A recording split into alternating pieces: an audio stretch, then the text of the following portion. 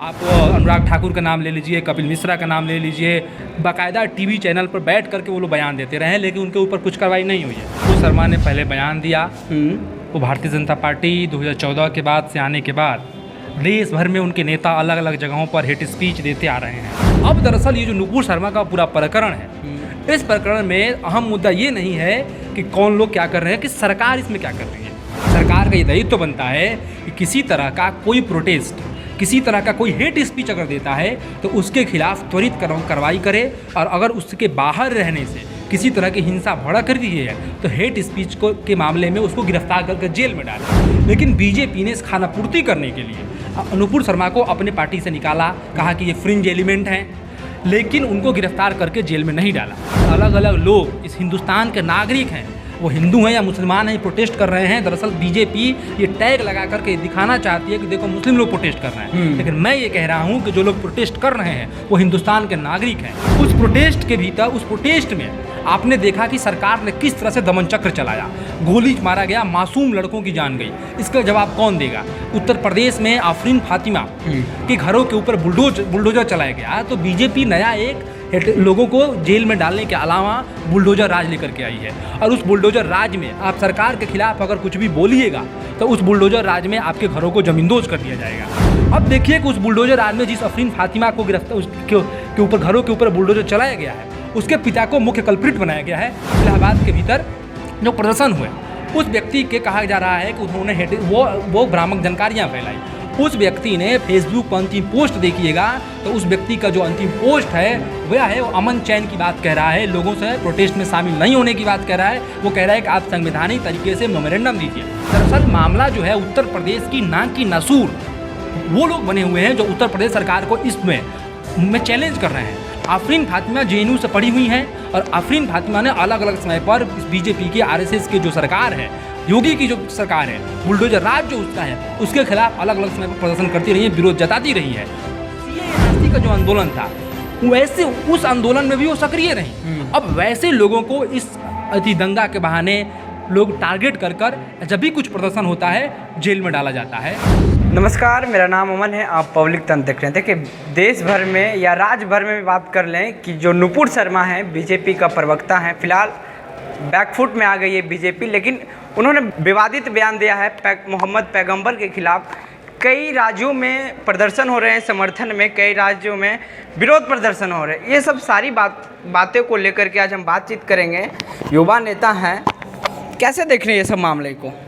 देखिए, नुपुर शर्मा ने पहले बयान दिया, वो भारतीय जनता पार्टी 2014 के बाद से आने के बाद देश भर में उनके नेता अलग अलग जगहों पर हेट स्पीच देते आ रहे हैं, लेकिन उनके ऊपर सरकार कोई कार्रवाई नहीं करती। जो लोग हेट स्पीच नहीं देते हैं, सरकार इस संभावना के साथ बंद कर देती है कि अगर हक की बात करते हैं, वो किसी तरह की बात करते हैं सरकार के खिलाफ कि इससे ये हेट स्पीच है, इसी देश के भीतर तमाम लोग जेलों में बंद हैं। लेकिन वास्तविक तौर पर जो बीजेपी के लोग हैं हेट स्पीच अलग अलग समय पर देते आए हैं। नुपुर शर्मा उसमें एक नया नाम जुड़ा हुआ है। आप अनुराग ठाकुर का नाम ले लीजिए, कपिल मिश्रा का नाम ले लीजिए, और बहुत सारे नेता हैं, जो संबित पात्रा का नाम ले लीजिए। हेट स्पीच, किसी मुस्लिमों के खिलाफ वो भड़काऊ बयान वो देते रहे हैं, बाकायदा टीवी चैनल पर बैठ करके वो लोग बयान देते रहे, लेकिन उनके ऊपर कुछ कार्रवाई नहीं हुई है। अब दरअसल ये जो नुपुर शर्मा का पूरा प्रकरण है, इस प्रकरण में अहम मुद्दा ये नहीं है कि कौन लोग क्या कर रहे हैं, कि सरकार इसमें क्या कर रही है। सरकार का ये दायित्व बनता है कि किसी तरह का कोई प्रोटेस्ट, किसी तरह का कोई हेट स्पीच अगर देता है तो उसके खिलाफ त्वरित कार्रवाई करे, और अगर उसके बाहर रहने से किसी तरह की हिंसा भड़क रही है तो हेट स्पीच के मामले में उसको गिरफ्तार करके जेल में डाले।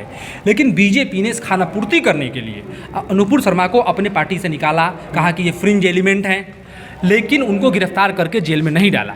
उसके बाद अलग अलग लोग इस हिंदुस्तान के नागरिक हैं, वो हिंदू हैं या मुसलमान हैं, प्रोटेस्ट कर रहे हैं। दरअसल बीजेपी ये टैग लगा करके दिखाना चाहती है कि देखो मुस्लिम लोग प्रोटेस्ट कर रहे हैं, लेकिन मैं ये कह रहा हूँ कि जो लोग प्रोटेस्ट कर रहे हैं वो हिंदुस्तान के नागरिक हैं। और वो हिंदुस्तान के नागरिकों ने नुपुर शर्मा के गिरफ्तारी के खिलाफ प्रोटेस्ट किया।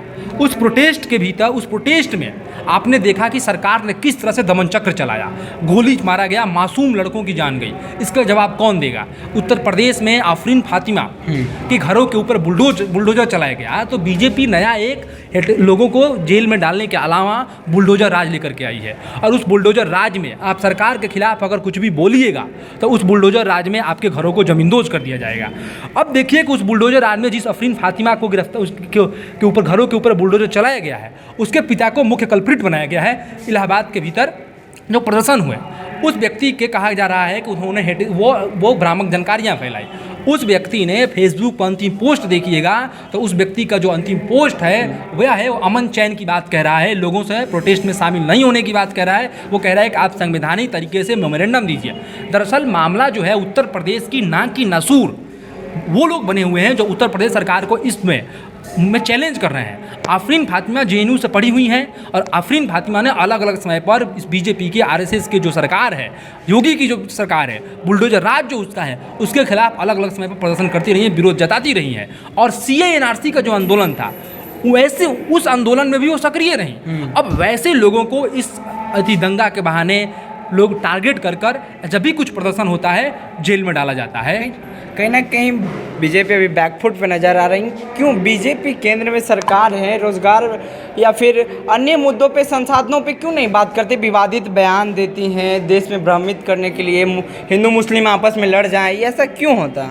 इसका कारण है कि बीजेपी ने पिछले जितने 7-8 सालों से जो उनकी सरकार है इसमें कुछ किया नहीं है।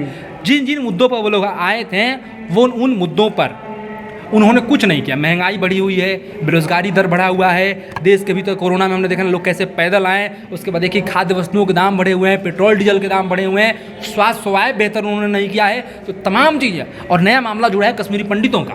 कश्मीरी पंडितों के देश भर में घूम घूम कर ये लोग जो वोट मांगते रहते हैं, उस कश्मीरी पंडितों के जब वो उनका पलायन आज हो रहा है, 1990 में जब पलायन हुआ था उस वक्त भी बीजेपी की सरकार थी, और आज जब फिर से पलायन जब इनका हो रहा है तो उस पलायन के मुद्दे को, बेरोजगारी महंगाई के मुद्दे को छुपाने के लिए ये अपने प्रवक्ताओं के द्वारा सुनियोजित तरीके से अलग अलग समय पर बयान दिवाते रहते हैं। और इनका जो मीडिया है, ये मीडिया वैसे बयानों को बढ़ा चढ़ा करके हिंदू मुस्लिम एंगल से दिखाता है ताकि देश का माहौल ख़राब किया जाए।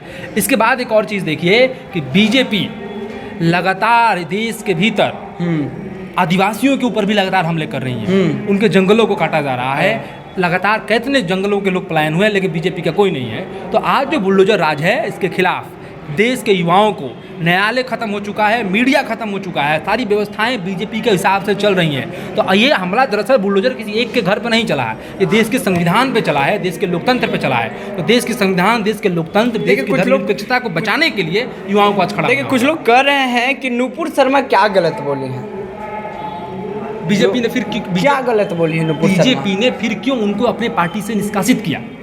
अगर गलत नहीं बोली है तो बीजेपी ने क्यों निष्कासित किया?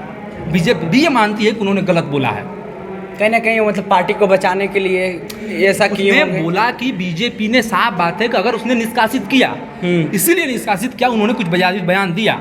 जब उन्होंने विवादित बयान दिया तो बीजेपी निष्कासन का मतलब ही है क्योंकि बीजेपी उसको मान रही है।